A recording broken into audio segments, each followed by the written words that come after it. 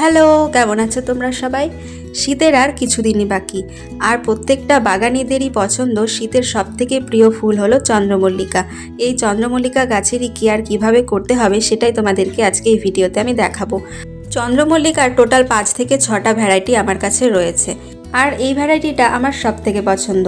এটা হলুদ আর সাদার মধ্যে। এই গাছটা থেকে আগের বছরে মাত্র একটাই ফুল পেয়েছিলাম, তখন গাছটা অনেকটাই ছোট ছিল। আর এবছরে দেখো গাছটা অনেকটাই বড় হয়েছে আর অনেকগুলো ডাল বেরিয়েছে।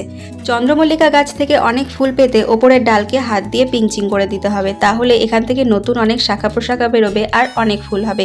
আমি কিন্তু শীতের প্রস্তুতি শুরু করে দিয়েছি। সেপ্টেম্বরের আজকে 13 তারিখ, সেপ্টেম্বর অক্টোবরের মধ্যেই চন্দ্রমল্লিকা গাছের প্রস্তুতি কিন্তু শুরু করে দিতে হবে। আর গাছ থেকে নতুন নতুন চারা তৈরি করাও কিন্তু শুরু করে দিতে হবে এই মাস থেকেই। তো তোমরাও বেশি দেরি না করে চন্দ্রমল্লিকা গাছ থেকে নতুন নতুন চারা তৈরি করা শুরু করে দাও। আর ভিডিওটা ভালো লাগলে লাইক করো, চ্যানেলটি সাবস্ক্রাইব করো।